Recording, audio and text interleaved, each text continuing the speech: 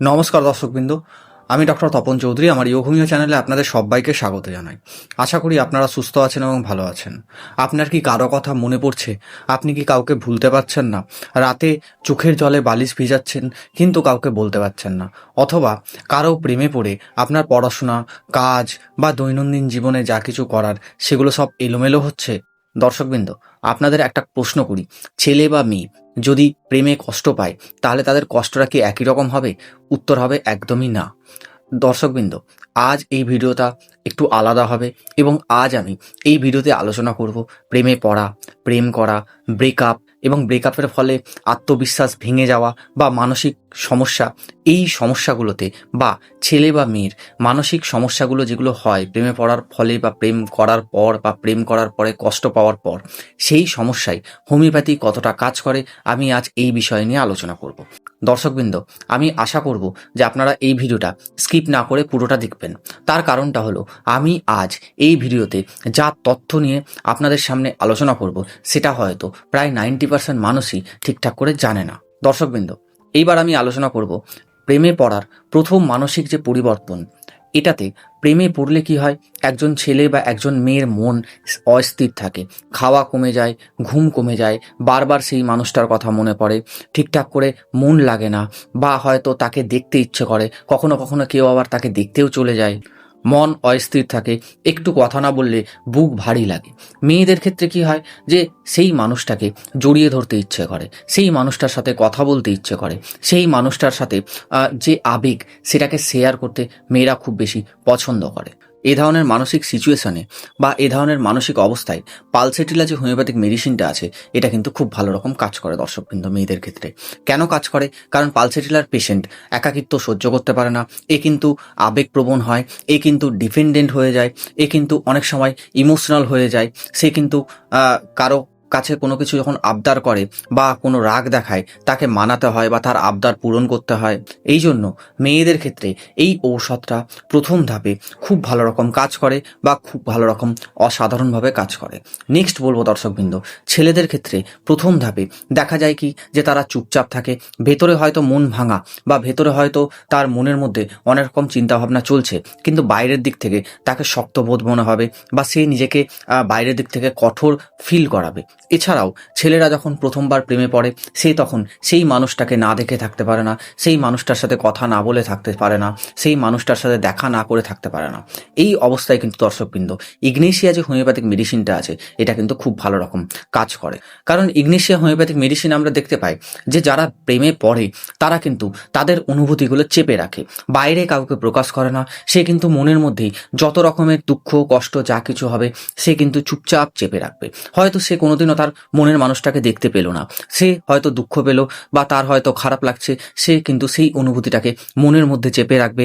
মনের মধ্যে সে আস্তে আস্তে করে সেই যে কষ্টটা বা সেই যে অনুভূতিটা সে কিন্তু মনের মধ্যেই চেপে রাখবে। সে কিন্তু বাইরে কাউকে কিছু বলবে না বা ইমোশনাল দিক থেকে সে কিন্তু দেখাবে না যে আমি তাকে দেখিনি, আমার মন খারাপ লাগছে, বা আমি এতদিন ধরে দেখিনি, বা হয়তো আমি তাকে অন্য কারোর সাথে দেখলাম। সেটাতে কিন্তু তার মনের মধ্যে যে চেঞ্জেসগুলো হবে আপনি বাইরে থেকে দেখতে পাবেন না। সে বাইরে থেকে নিজেকে শক্ত দেখাবে বা বাইরে থেকে তার দেখে মনে হবে যে তার হয়তো কিছু হয়নি, সে নর্মালি আছে। এই সব সমস্যাতে ইগনেশিয়া যে হোমিওপ্যাথিক মেডিসিনটা আছে এটা কিন্তু খুব বেশি কার্যকর একটা হোমিওপ্যাথিক মেডিসিন। এরপরে যে স্টেজটা আসে সেটা হলো দর্শকবৃন্দ প্রেম করা। এই স্টেজে ওভার থিঙ্কিং এবং ইনসিকিউরিটি যে ব্যাপারটা সেটা কিন্তু সব থেকে বেশি থাকে। এই অবস্থায় অনেকেরই মনে হয় যে ও কি আমাকে সত্যিই ভালোবাসে, আমি এরকম তাও ও আমাকে ভালোবাসে, আমার চেহারা কি যথেষ্ট ভালো, বা আমি কি দেখতে যথেষ্ট ভালো, আমি কি সত্যি দেখছি যে ও আমাকে ভালোবাসছে। দর্শকবৃন্দ, এই স্টেজে কি হয়, যে প্রেম যত গভীর হয় তত কিন্তু হারানোর ভয় একজন মানুষের মনে বা একজন মেয়ের মনে বা একজন ছেলের মনে কিন্তু দেখতে পাওয়া যায়। এই অবস্থায় মেয়েদের মধ্যে বিভিন্ন রকমের মানসিক চেঞ্জেস আমরা কিন্তু দেখতে পাই। এই অবস্থায় মেয়েরা কিভাবে, যে তাদের চেহারা নিয়ে তারা কিন্তু ইনসিকিউরিটিতে ভোগে, তারা নিজেদের যে চিন্তাভাবনা নিজেদের যে মনের ভাব সেটাকে কিন্তু প্রকাশ করে না, তারা কি করে মনের মধ্যে চেপে রাখে। তারা বিভিন্ন জিনিস নিয়ে অতিরিক্ত ভাবনা চিন্তা করে বা ওভার থিঙ্কিং করে, নিজেকে তার মনের মানুষের সামনে কম মনে হয়। দর্শকবৃন্দ, এই অবস্থায় ন্যাট্রামিউর যে হোমিওপ্যাথিক মেডিসিনটা আছে এটা কিন্তু খুব ভালো রকম কাজ করে, বা ন্যাট্রামিউরের সাথে এই টাইপের মেন্টাল সিমটম বা মানসিক সিমটম প্রচুর পরিমাণে মিল খায়। কেমন? যে ধরুন কোনো মেয়ে হয়তো প্রেম করছে, সে হয়তো সেই অবস্থায় সে ওভার থিঙ্কিং করছে, ইনসিকিউরিটিতে ভুগছে, কিন্তু তার যে মনের ভাবনা, তার যে মনের চিন্তাভাবনা, তার যে থিঙ্কিং, সেটাকে সে চেপে রাখছে, সে কিন্তু সামনের মানুষের সামনে কোনোভাবে প্রকাশ করছে না। অথবা ধরুন তার সাথে যে মানুষটা আছে, সেই মানুষটা হয়তো রাস্তা দিয়ে যাওয়ার সময় অন্য কোনো মেয়ের দিকে তাকাচ্ছে বা অন্য কোনো নারীর দিকে তাকাচ্ছে, তাও সেই মেয়েটা সেই তার মনের মানুষের কাছে কিন্তু কোনো কিছু প্রকাশ করছে না। তার রাগ হচ্ছে, তার দুঃখ হচ্ছে, কিন্তু তাও সে প্রকাশ করছে না। সে কিন্তু সেটাকে নিয়েই ভাবছে, আমি কি সত্যিই ভালো? আমার চেহারাটা নিশ্চয়ই কম, তাই জন্য তো সে অন্যদিকে তাকাচ্ছে। আমার চেহারাটা এরকম, তাই জন্য তো সে ওই দিকে তাকাচ্ছে। এই চিন্তাভাবনাগুলো সেই মেয়ের মনের মধ্যে কিন্তু ঘোরাঘুরি করে। এইগুলো থিঙ্কিং করে বা ওভার থিঙ্কিং করে বা ইনসিকিউরিটিতে ভুগে মেয়েদের সমস্যা কি হয়, তারা কিন্তু নীরবে কাঁদে, কাউকে কিছু বলতে পারে না, এবং তাদের যে মনের দুঃখ কষ্ট, এটা কিন্তু যখন শেয়ার সে করতে পারে না, তার মনের মধ্যে এই দুঃখ কষ্টগুলো চাপা থাকে। কখনো কখনো এ ধরনের পেশেন্টের মুড সুইং সব থেকে বেশি হয়। দর্শক কিন্তু এই স্টেজে ন্যাট্রামিউর যে হোমিওপ্যাথিক মেডিসিনটা আছে এটা কিন্তু মেয়েদের ক্ষেত্রে খুব গুরুত্বপূর্ণ একটা হোমিওপ্যাথিক মেডিসিন। এই স্টেজে ছেলেদের ক্ষেত্রে কি দেখতে পাওয়া যায়, যে তার ইগো হার্ট হয়, সে নিজের ভবিষ্যৎ নিয়ে চিন্তা করে, সে মনের মধ্যে অনেক রকম স্বপ্ন দেখে, সে কিন্তু নিজেকে প্রুভ করতে চায়। এই অবস্থায় দর্শকবৃন্দ, লাইকোপোডিয়াম যে হোমিওপ্যাথিক মেডিসিনটা আছে সেটা কিন্তু ছেলেদের ক্ষেত্রে খুব ভালো রকম কাজ করে। তার কারণটা হলো, লাইকোপোডিয়াম আমরা দেখতে পাই পেশেন্টের কি হয়, যে আত্মবিশ্বাস মনের ভেতর থেকে কম থাকে, কিন্তু সে দেখায় যে আমার আত্মবিশ্বাস 100%, আমি এই কাজটা করতে পারবো, আমার দ্বারা এই কাজটা হবে। সে কিন্তু লোককে দেখাচ্ছে, কিন্তু মনের মধ্যে তার কিন্তু আত্মবিশ্বাস একদমই জিরো। এই অবস্থায় লাইকোপোডিয়াম যে হোমিওপ্যাথিক মেডিসিনটা আছে এটা কিন্তু দর্শকবৃন্দ খুব ভালো রকম কাজ করে। এরপরে যে স্টেজটা আসে সেটা হলো ব্রেকআপ। এটাই হলো সবচেয়ে বড় মানসিক ধাক্কা। দর্শকবৃন্দ, এই যে ব্রেকআপ মানে বিচ্ছেদ নয়, এটা হলো সব থেকে বড় মানসিক ট্রুমা। এর মধ্যে কি হয়, যে মানুষের ঠিকঠাক করে ঘুম আসে না, ঠিকঠাক করে সে কথা বলতে পারে না, সে তার নিজের কথা যে তার মানুষেরকে বলবে বা কোনো দুঃখের কথা বলবে, সেটা সে বলতে পারে না। তার মনের মধ্যে হাজারো রকমের চিন্তাভাবনা ঘুরে বেড়ায়, কোনো কিছুতেই মন বসে না। আগের মতো কোনো কাজে সে যখন করবে, সে কিন্তু কনফিডেন্স পাবে না, বা কোথাও সে কিন্তু ঠিকঠাক থাকতে পারবে না। হয়তো কারোর সাথে খুব বেশি ঝগড়া হয়ে যাবে, সেটা বাড়ির লোকের সাথে হতে পারে, বন্ধু বান্ধবের সাথে হতে পারে। আপনি যখন দেখবেন যে কারো ব্রেকআপ হয়েছে, সে কিন্তু আগের থেকে আলাদা রকম হয়ে যাবে। তার যে মানসিক যে ইচ্ছা, মানসিক যে এনজয়মেন্ট, মানসিক যে বিভিন্ন রকমের চিন্তাভাবনা, এগুলো কিন্তু অনেকটা কমে যাবে।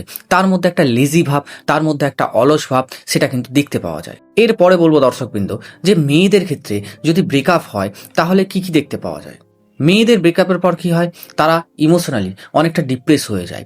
সোশ্যালি তারা কিন্তু খুব বেশি অ্যাক্টিভ থাকে না, তারা একা হয়ে যায়। তাদের মনে হয় যে তাদের হয়তো নিজের দোষের জন্যই এই ব্রেকআপটা হয়েছে। এছাড়াও অনেক মেয়েরা আছে যারা কিনা ব্রেকআপের পরে আবার নতুন করে কোনো একটা রিলেশনে জড়িয়ে পড়ে। এই সমস্যাতে বা এই সিচুয়েশানে আপনি সেপিয়া যে হোমিওপ্যাথিক মেডিসিনটা, এটা কিন্তু ইউজ করার কথা ভাবতে পারেন। কারণ সেপিয়াতেও দেখা যায় যে একজন মেয়ের ডিপ্রেশন থাকে, সে যখন সোশ্যালি তার যে একটা ভাবনা চিন্তা ছিল বা সোশ্যালি সে অ্যাক্টিভ ছিল, যেমন ধরুন ফেসবুক, হোয়াটসঅ্যাপ, ইনস্টাগ্রামে সে যতটা অ্যাক্টিভ ছিল, সে কিন্তু সেখান থেকে ডিট্যাচ হয়ে যায়। তার মনে হয় কেউ তাকে ভালোবাসছে না, কেউ তাকে খোঁজ নিচ্ছে না, কেউ তাকে জিজ্ঞেস করছে না সে কেমন আছে, কি করছে। এই যে চিন্তাভাবনা, সে কি করবে, সে কোথায় যাবে, তার সব কিছুতেই বিরক্ত লাগা, এই সমস্যাগুলো আমরা কিন্তু সেপিয়াতেই খুব বেশি পরিমাণে দেখতে পাই। ছেলেদের ব্রেকআপের পর আমরা কি দেখতে পাই, তারা খুব বেশি নেশার দিকে ঝুঁকে পড়ে। এছাড়াও তারা মনের মধ্যে প্রচুর পরিমাণে রাগ জমিয়ে রাখে, এবং তারা যে বিট্রেল বা অপমান, এগুলো কিন্তু তারা মনের মধ্যে বারবার চেপে রাখে এবং সেটাকে নিয়ে ভাবতে থাকে। এই জন্য তারা নেশার দিকে যেতে পারে, এই জন্য তারা ভাবে যে আমি যেন নেশা করে করে নিজেকে শেষ করে দেবো। দর্শকবৃন্দ, এই অবস্থায় স্ট্যাভিসেগ্রিয়া যে হোমিওপ্যাথিক মেডিসিনটা আছে এটা কিন্তু খুব ভালো রকম কাজ করে। যারা অপমান, বিট্রেল এবং রাগ মনের মধ্যে চেপে রাখে, তাদের জন্য কিন্তু এই স্ট্যাভিসেগ্রিয়া যে হোমিওপ্যাথিক মেডিসিনটা আছে এটা কিন্তু খুব বেশি কার্যকর একটা হোমিওপ্যাথিক মেডিসিন। এরপরে যে স্টেজটা দেখতে পাই আমরা, সেটা হলো আত্মবিশ্বাস হারিয়ে যাওয়া এবং মানসিক দুর্বলতা। মানুষজন যখন বারবার প্রেমে কষ্ট পায়, তখন তারা মানসিকভাবে তারা ভেঙে পড়ে বা আত্মবিশ্বাস তাদের হারিয়ে যায়। অনেকে এই সমস্যাটাকে নিয়ে ভাবতে থাকে বা প্রেমের কষ্ট নিয়ে তারা ভাবতে থাকে। তারা ভাবে যে আমি কি ভালোবাসার যোগ্য না, কেউ কি আমাকে ভালোবাসবে না, কেউ কি আমাকে ভালোবাসে না, কেউ কি আমাকে একটুও ভালোবাসা দেবে না। এই যে চিন্তাভাবনা, এই যে থিঙ্কিং, এটাতে তারা কি হয়, ডিপ্রেসড হয়ে যায়। তাদের যে আত্মবিশ্বাস সেটা ভেঙে যায়, তাদের যে মানসিক যে স্ট্রেংথ সেটা কমে যায় বা মানসিকভাবে তারা দুর্বল হয়ে পড়ে। এই অবস্থায় সাইলেশিয়া যে হোমিওপ্যাথিক মেডিসিনটা আছে, এটা কিন্তু খুব ভালো রকম কাজ করে।